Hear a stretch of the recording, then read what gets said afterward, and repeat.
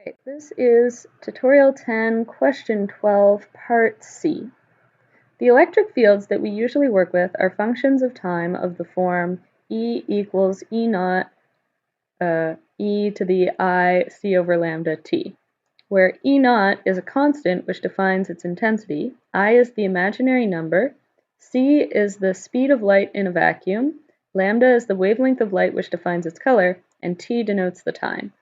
Use this fact to write the following in terms of E naught, I, C, and lambda, and T. The first three terms of the Taylor series for P in terms of E, and the first two terms of the Taylor series for the first derivative.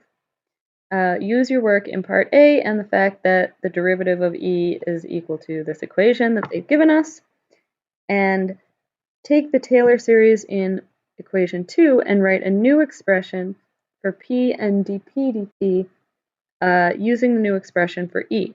Note that these are no longer power series since each term is not a polynomial with respect to the variable t. So we still have e to the power of n. Oops, I'm not writing anything. We still have our p equals this e to the power of n thing, but now our t lives inside this exponent here. And so that means we're not a power series in terms of t because we've got this exponential inside of our brackets. Okay, but so what do? Well, we do the same thing exactly, right? So wherever we saw E before, we just put in this equation. Okay, so in terms of P, that's very straightforward.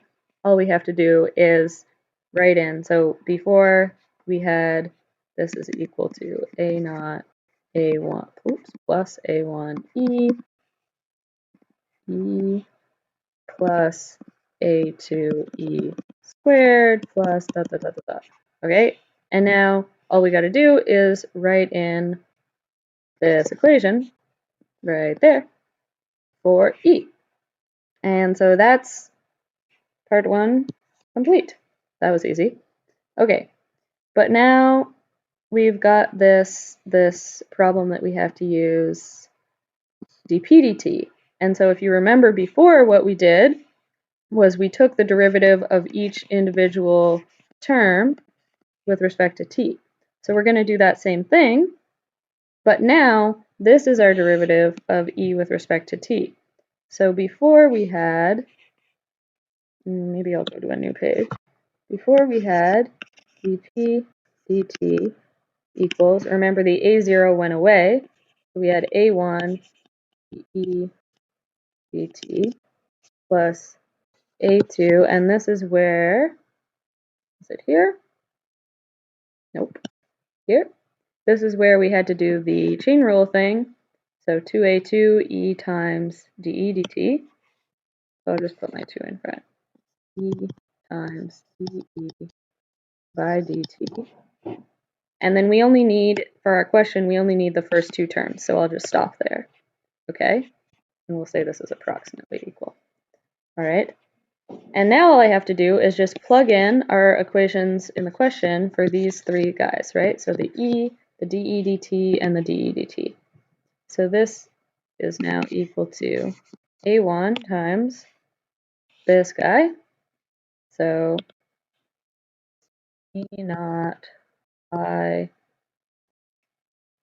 times C over lambda E to the power, oops, let's just put that guy in brackets. E to the power of I C over lambda T, right? That's this guy right here. That's all that happened. And then for the second term, the 2a2, nothing happens. E is just E naught e to the I c over lambda t. And then dE dt is just this guy. So then I put another E naught I c over lambda. I'm running out of space. I c over lambda t. Oh no. T. Nope. T. Nope. Okay, well, you can just imagine that I wrote the t there. Okay, and then we can simplify this so it doesn't look quite so ugly or running off the side of the screen. E naught I c over lambda. like all these guys are constants, right?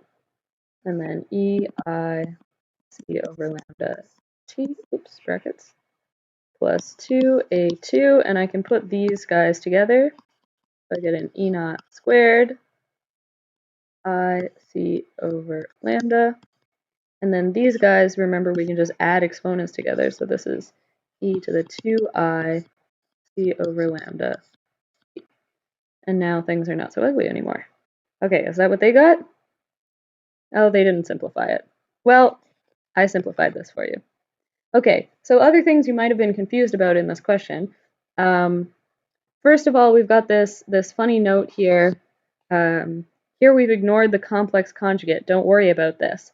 So that's added in because actually the equation that we usually use for E involves the complex conjugate of this guy. And so the complex conjugate is something that has to do with the imaginary numbers, and you completely don't need to worry about them in this course, but they're an interesting part of how the physics of light works and how the physics of quantum mechanics works in the end. And so we just wanted to let you know that this is not exactly the equation that physicists are always using. It's got this extra piece to it, but we don't want you to worry about that because it's not important in this course. But if you had happened to Google this equation or otherwise were familiar with it, you would say, well, that's not the right equation. And so that's why we added this note in. Just don't worry about that other part. Okay, so that's that.